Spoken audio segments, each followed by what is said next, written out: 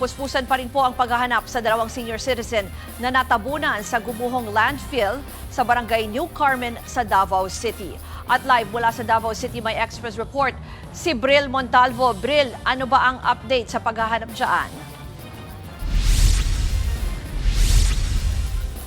Ruth, nagpapatuloy ang search and retrieval operation ng mga otoridad sa dalawang senior citizen na natabunan ng basura matapos ang nangyaring pagguho sa Davao Sanitary Landfill dito sa barangay New Carmen nitong Miyerkules. Alas 8 kaninang umaga nang mag-resume ang paghahanap matapos itigil pasado alas 6 kagabi. Nahihirapan ang mga rescuer dahil lumalambot na ang mga lupa dito sa sanitary landfill dahil sa mga pag-ulan sa nagdaang mga araw.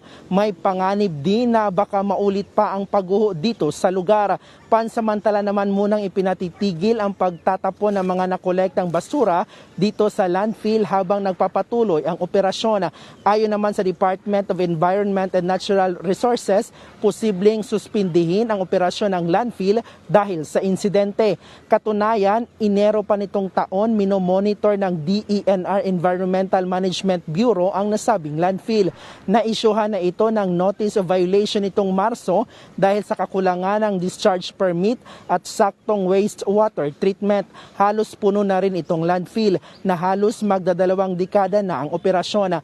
Nasa 786 tons na basura ang itinatapon dito araw-araw. Meron namang bagong ginagawang landfill na maliit lang dito or malapit lang dito sa lugar na nasa 52% completion rate na. Ruth, ipakita ko lang dito sa aking likod. Ito yung bagong sanitary landfill dito sa lungsod. Makikita din dito ang mga backhoe na naguhukay at tinatrabaho itong bagong landfill. Katabi nitong bagong landfill, Ruth, ang lumang landfill kung saan nangyari ang pagguho. Sa paanan naman itong sa pagitan ng dalawang landfill ay doon nakatira ang halos 100 mga residente. Pero kahapon matapos ang insidente ay pinalikas na sila at nagsagawa na ng clearing operation ang mga otoridad dito sa lugar. Yan muna ang latest. Balik sa iyo, Ruth. Bril, paano yung mga residente na sinabi mo nga kung isasara yan tapos nagkaroon na rin ata ng doon na pagkuho in the past? Meron bang long-term plano para sa kanila? Alam mo, Ruth, tama ka nga dyan. Pangalawang beses na gumuho nga itong sanitary landfill. Ang una ay noong Disyembre, noong 2024.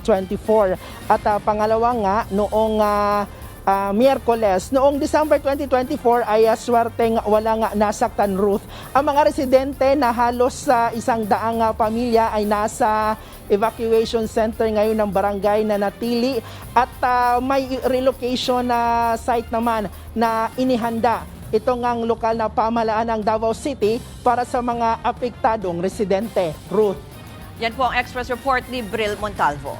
Mga kapatid, Ruth Cabalco, para sa mabilis na pasada ng mga balitang dapat niyong malaman, mag-follow at mag-subscribe sa social media pages ng News 5.